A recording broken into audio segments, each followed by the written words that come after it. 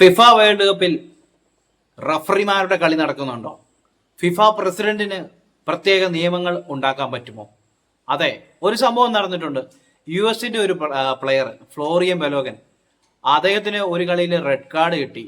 പക്ഷെ ആ red card American president വിളിച്ചു പറഞ്ഞു മാറ്റി. എന്താ അല്ലേ, നമ്മൾ പണ്ട് കൊച്ചിൻ ഹനീഫയൊക്കെ പറഞ്ഞു കേട്ടിട്ടുണ്ട്, ഞാൻ തിരുവനന്തപുരത്തേക്കൊന്ന് വിളിച്ചു പറഞ്ഞോട്ടെ. ആ ഒരു സെറ്റപ്പാണ് നമ്മൾ ഇവിടെ കണ്ടത്. എന്നതാണേലും ബലോഗന് റെഡ് കാർഡ് മാറ്റി വെച്ചു, അടുത്ത വർഷത്തേക്ക് റെഡ് കാർഡ് കൊടുക്കാന്ന്. അത് എന്നാ പറയുന്നത്, നമ്മുടെ സലിംകുമാർ പറഞ്ഞല്ലേ, നിനക്കുള്ളത് അടുത്ത വെള്ളിയാഴ്ച എന്ന് പറഞ്ഞല്ലേ, അടുത്ത വർഷത്തേക്ക് ആ റെഡ് കാർഡ് മാറ്റി വെച്ചു. ആ വാർത്ത നമുക്കൊന്ന് കേൾക്കാം. ഫുട്ബോളിലും പ്രസിഡന്റ് കളി, റഫറിയുടെ റെഡ് കാർഡ് ട്രംപ് മാറ്റി. ഫുട്ബോൾ ചരിത്രത്തിൽ ഇന്നിവരെ കേട്ടുകേൾവിയില്ലാത്ത ഒരു ട്വിസ്റ്റ് ഫിഫ ലോകകപ്പിൽ നടന്നു. USA സ്ട്രൈക്കർ ഫ്ലോറിയൻ ബലോഗന് റഫറി കൊടുത്ത റെഡ് കാർഡ് വിരട്ടലിലൂടെയും ഫോൺ കോളുകളിലൂടെയും മാറ്റി വാങ്ങിയിരിക്കുകയാണ് അമേരിക്കൻ പ്രസിഡന്റ്. കഥ ഇങ്ങനെയാണ്. ബോസ്നിയക്കെതിരെയുള്ള മത്സരത്തിൽ എതിർ താരത്തെ ഫൗൾ ചെയ്തതിന് ബലോഗന് റഫറി റെഡ് കാർഡ് നൽകി പുറത്താക്കി. ഫിഫ നിയമപ്രകാരം അടുത്ത ബെൽജിയത്തിനെതിരായ പ്രീ ക്വാർട്ടർ മത്സരത്തിൽ ബലോഗന് കളിക്കാൻ കഴിയില്ലായിരുന്നു. തന്റെ ടീമിലെ പ്രധാന താരം പുറത്തിരിക്കുന്നത് ട്രംപിന് ഒട്ടും പിടിച്ചില്ല. ഫിഫ പ്രസിഡന്റ് ജിയാനി ഇൻഫന്റിനോയെ ട്രംപ് നേരിട്ട് 3 തവണയാണ് ഇതിനായി ഫോണിൽ വിളിച്ചത്. സമ്മർദ്ദം കൂടിയായപ്പോൾ ഫിഫ തങ്ങളുടെ അച്ചടക്ക നിയമത്തിലെ പ്രത്യേക വകുപ്പ് ആർട്ടിക്കിൾ 27 ഉപയോഗിച്ച് ബലോഗന്റെ വിലക്ക് അടുത്ത വർഷത്തേക്ക് നീട്ടിവെച്ചു. അമേരിക്കയ്ക്ക് മാത്രം ഫിഫ ഇത്തരമൊരു പ്രത്യേക ഇളവ് നൽകിയതിൽ ബെൽജിയം ഫുട്ബോൾ അസോസിയേഷൻ കടുത്ത ദേഷ്യത്തിലാണ്. ഔദ്യോഗികമായി അപ്പീൽ പോകാനാണ് അവരുടെ തീരുമാനം. കളി ഇനി ഗ്രൗണ്ടിൽ ബോസ്നിയക്കെതിരെയുള്ള ഒരു മത്സരത്തിനിടയിലാണ് ഈ US താരത്തിന് ചുവപ്പ് കാർഡ് കിട്ടിയത്. അപ്പോഴേ വിളി ചെന്നു, പ്രസിഡന്റ് പ്രസിഡന്റ് സഹായിക്കണേ സഹായിക്കണേ. US പ്രസിഡന്റ് ഡൊണാൾഡ് ട്രംപ് എന്തായാലും ഫിഫ പ്രസിഡന്റ് ജിയോനിയെ 2-3 വട്ടം ഫോണിൽ വിളിച്ചു എന്നൊക്കെയാണ് പറഞ്ഞു കേൾക്കുന്നത്.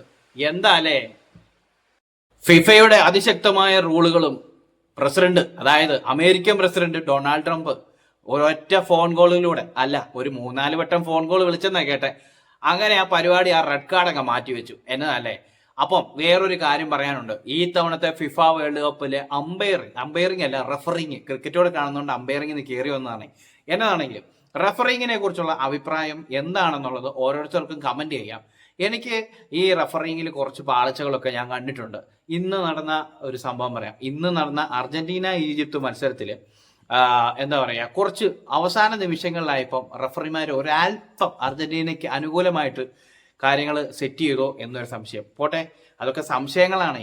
കഴിഞ്ഞ ദിവസം നടന്ന നമ്മുടെ ക്രിസ്ത്യാനോ റൊണാൾഡോയുടെ അവസാന വേൾഡ് കപ്പായിരുന്നേ, പോർച്ചുഗൽ സ്പെയിനും തമ്മിലുള്ള മത്സരം. എന്താണേലും പോർച്ചുഗൽ ബോക്സിനുള്ളിൽ, അല്ലെങ്കിൽ പോർച്ചുഗൽ സ്പെയിനിന്റെ ബോക്സിനുള്ളിൽ ഒരു ഗോളിനായിട്ടുള്ള ശ്രമം നടത്തിക്കൊണ്ടിരിക്കുകയാണ്. സ്പെയിനിന്റെ ഗോൾ പോസ്റ്റിലേക്ക് അടിക്കാനുള്ള പരുവമാണ്. ആ ഒരു സമയത്ത് ക്രിസ്ത്യാനോ റൊണാൾഡോയെ ഉരുട്ടിയിടുന്ന ഒരു സാഹചര്യം കണ്ടു. ഇതൊന്നും റഫറിയുടെ കണ്ണിപ്പിടത്തില്ല. മെസ്സി വീണ് കഴിഞ്ഞാൽ ഉറപ്പായിട്ടും കൃത്യമായിട്ട് കാണും. അത് ഈ മെസ്സിക്ക് വേണ്ടി, മെസ്സിയുടെ പേര് ഞാൻ എടുത്തു പറഞ്ഞതെന്ന് വെച്ചാൽ മെസ്സിയുടെ 2-3 ഇൻസിഡൻസ് കണ്ടുകൊണ്ടാണ്. ആർക്കെങ്കിലും എതിർപ്പുണ്ടെങ്കിൽ സംസാരിക്കാം.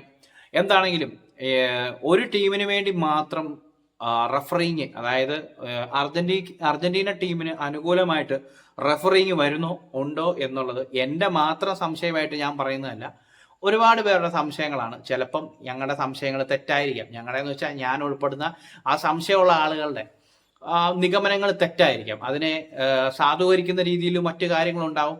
എന്തൊക്കെയാണെന്ന് പറഞ്ഞാലും റഫറിങ്ങിൽ വളരെ ശോകമാണ് ഇത്തവണത്തെ ഫിഫയുടെ ഇതിൽ കാണുന്നത്. നമുക്ക് ചില താരങ്ങൾക്ക് വേണ്ടിയിട്ട്, അപ്പോൾ എല്ലാവരും ഓർക്കും മെസ്സി മാത്രം ഞാൻ ഉദ്ദേശിക്കുക, ചില താരങ്ങൾക്ക് വേണ്ടിയിട്ട് മാത്രം പ്രത്യേക പരിഗണനകൾ പോകുന്നുണ്ടോ എന്നൊരു സംശയമുണ്ട്.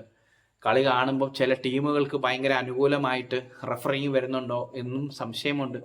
അതൊക്കെ വെറും സംശയങ്ങളാണേ. സംശയങ്ങൾ അങ്ങനെ അങ്ങ് ഇരിക്കട്ടെ. അപ്പോൾ എന്തായാലും ഇപ്പം നമ്മൾ പറഞ്ഞു വന്നത് നമ്മുടെ പ്രസിഡന്റിന്റെ കാര്യമാണല്ലോ. പ്രസിഡന്റ് എന്നെ ഒന്ന് സഹായിക്കുമോ എന്ന് ചോദിച്ചാണ് ആ പ്ലെയർ വന്നത്. പ്ലെയർ വന്നു, കാല് പിടിച്ചു, തൊഴുതു എന്ന് ഇതൊക്കെ നമ്മൾ ആശയപരം ഇങ്ങനെ ഇടുന്നതാണ്, നമ്മുടെ മനസ്സിലുള്ള ആശയങ്ങൾ. സംഭവം ശരിയാണ്. പ്രസിഡന്റ് വിളിച്ചു പറഞ്ഞു, ചുവപ്പ് കാർഡ് എടുത്ത് മാറ്റി. എന്താല്ലേ, ഏത് ഫിഫയാണെങ്കിലും ട്രംപ് വിളിച്ച് 2 വെടി പൊട്ടിച്ചാൽ തീരുന്ന കേസേ ഉള്ളൂ. അതാണ് സംഭവം. നമ്മൾ ഫുട്ബോൾ മാത്രമല്ല, മറ്റ് കായിക ഇനങ്ങളിൽ, ചിലപ്പോൾ ക്രിക്കറ്റ് ആകാം, അവിടെയൊക്കെ ബിസിനസ് താരങ്ങൾക്ക് വേണ്ടിയിട്ട് ചില താരങ്ങളെ കേന്ദ്രീകരിച്ചുകൊണ്ടുള്ള ബിസിനസ്സുകൾ നടക്കുന്നു.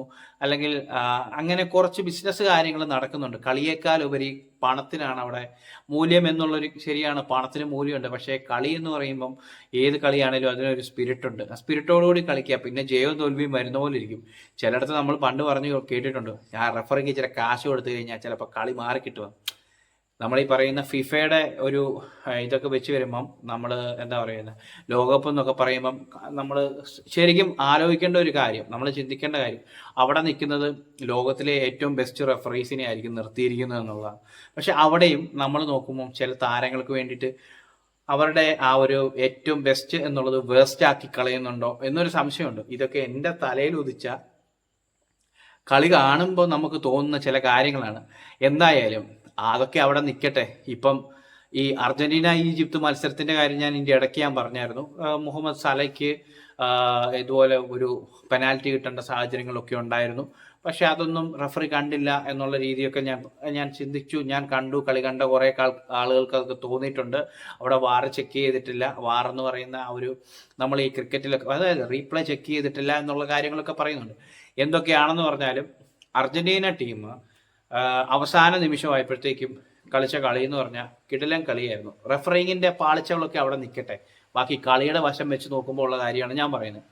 ഈ മെസ്സിക്ക് വേണ്ടിയിട്ട് അർജന്റീനൻ പ്ലേയേഴ്സ് കട്ടയ്ക്ക് കൂടെ നിൽക്കുന്ന ഒരു സാഹചര്യം നമ്മൾ കാണുന്നുണ്ട്. അതായത് ലയണൽ മെസ്സി എന്ന് പറയുന്ന ഒരു താരം ഗ്രൗണ്ടിലുണ്ടെങ്കിൽ ആ ഒരു താരത്തിനെ സപ്പോർട്ട് ചെയ്തുകൊണ്ട് അർജന്റീനയുടെ മുഴുവൻ കളിക്കാരും കട്ടയ്ക്ക് കൂടെ നിൽക്കുന്ന ഒരു സാഹചര്യം കണ്ടു. അവിടെ ഒരു അർജന്റീനൻ ടീമിനെ ഞാൻ സമ്മതിക്കുന്ന ഒരു കാര്യമാണ്.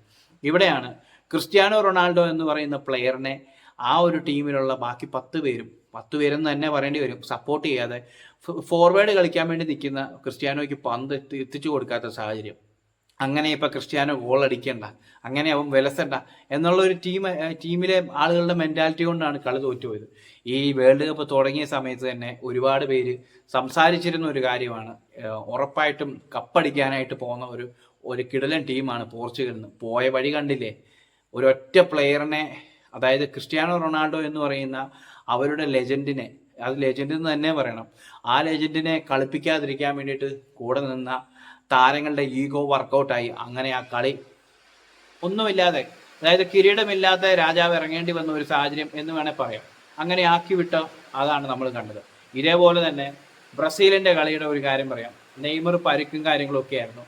അവസാന നിമിഷങ്ങളിൽ ആഞ്ചലോട്ടിയുടെ തന്ത്രങ്ങൾ പാളിയതാണ് കണ്ടത്.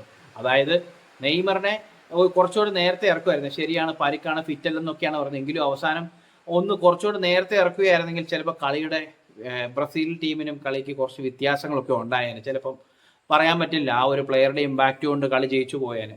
ഇതൊക്കെ ഓരോ കളി കാണുമ്പോൾ സംഭവിക്കുന്ന ചില തോന്നലുകളും ആശയങ്ങളും എല്ലാം ഞാൻ സംസാരിക്കുന്നതാണ്. നമ്മൾ പറഞ്ഞു തുടങ്ങിയത് റെഫറിങ്ങിന്റെ കാര്യമാണെങ്കിൽ പോലും വന്ന് കളികളെക്കുറിച്ചാണ് പറയുന്നത്. എന്തായെങ്കിലും എന്തൊക്കെയാണെന്ന് പറഞ്ഞാലും ആവേശകരമായ അന്ത്യത്തിലേക്കാണ് ലോകകപ്പ് വരുന്നത്. ഇനി വരുന്ന മത്സരങ്ങളിലെങ്കിലും റെഫറിങ് കൃത്യമായിട്ട് പോയാൽ മതിയായിരുന്നു. അല്ലെങ്കിൽ അല്ലാത്ത പക്ഷം ഈ പറയുന്നത് പോലെ ട്രംപിനെ പോലെ ഉള്ളവരൊക്കെ വിളിച്ചു പറഞ്ഞിട്ട് റെഡ് കാർഡ് മാറ്റുക, അല്ലെങ്കിൽ അങ്ങനെയുള്ള സാഹചര്യം. എന്തായാലും ട്രംപ് വിളിച്ച് പറഞ്ഞ് റെഡ് കാർഡൊക്കെ മാറ്റി. പക്ഷേ USA 8 നിലയിൽ പൊട്ടുന്ന സാഹചര്യമൊക്കെ കണ്ടു. അത് ആ വഴിക്ക് പോയി. അപ്പം അതിനുശേഷം ട്രംപിന്റെ വക ഒരു ന്യായീകരണം കൂടെ വന്നായിരുന്നു. അതായത് എനിക്ക് ഫുട്ബോൾ എന്നാന്ന് അറിയത്തില്ല, അതുകൊണ്ട് ഈ റെഡ് കാർഡോ കാര്യമോ എന്നാന്ന് എനിക്ക് അറിയത്തില്ലെന്ന്.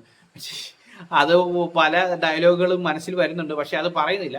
അപ്പോൾ എന്തായാലും ഇത്തവണത്തെ ലോകകപ്പ് ആവേശകരമായ അന്ത്യത്തിലേക്ക് വരികയാണ്. ആ സമയത്ത് നമ്മുടെ ഉള്ളിൽ ചില സംശയങ്ങൾ, റഫറിങ്ങിൽ അത്ര ക്ലിയർ ആയിട്ടാണോ പോകുന്നത് എന്നുള്ളത്. ആ ഒരു സംശയം വരുന്ന മത്സരങ്ങളിൽ അത് വെറും സംശയങ്ങളായിട്ട് അവിടെ നിൽക്കട്ടെ. കൃത്യമായിട്ട് നല്ല രീതിയിൽ റഫറിങ് നടക്കട്ടെ. അങ്ങനെ ഒരു നല്ല മത്സരങ്ങൾ കാണാൻ ഇടവരട്ടെ. ഇന്നത്തെ അർജന്റീന ഈജിപ്ത് മത്സരം വളരെ ആവേശമായിരുന്നു. ഈജിപ്ത് 2 ഗോളുകൾക്ക് മുന്നിൽ നിന്നു. അതിനുശേഷം അർജന്റീന 3 ഗോളുകൾ തിരിച്ചടിച്ചു. അതിൻ്റെ ഇടയിൽ നടന്ന സംഭവങ്ങൾ വട്ടവർ ഇറ്റ് ഈസ്, എന്തു വേണമെങ്കിലും ആകട്ടെ, പക്ഷേ കളി അർജന്റീന തൂക്കി. എന്തായാലും നമ്മൾ പറഞ്ഞു വന്ന റെഫറിങ് ഇനിയുള്ള കളികളിലെങ്കിലും നന്നായിട്ട് വരട്ടെ, നല്ല റെഫറിങ് കാണാൻ പറ്റട്ടെ. എനിക്ക് ഈ ഫുട്ബോൾ കണ്ടപ്പോൾ തോന്നി ചില സംശയങ്ങൾ ഞാൻ അങ്ങോട്ട് ഇട്ട് പൊട്ടിച്ചെന്നേ ഉള്ളൂ. എന്തു വേണമെങ്കിലും പറയാം. ഫുട്ബോളിനെ കുറേ അധികമായി സ്നേഹിക്കുന്ന, താരങ്ങളെ ഒരുപാട് സ്നേഹിക്കുന്ന ആളുകൾക്ക് ഇതിൻ്റെ താഴെ ഒന്ന് കമൻറ്റ് ചെയ്യാം, അഭിപ്രായം പറയാം.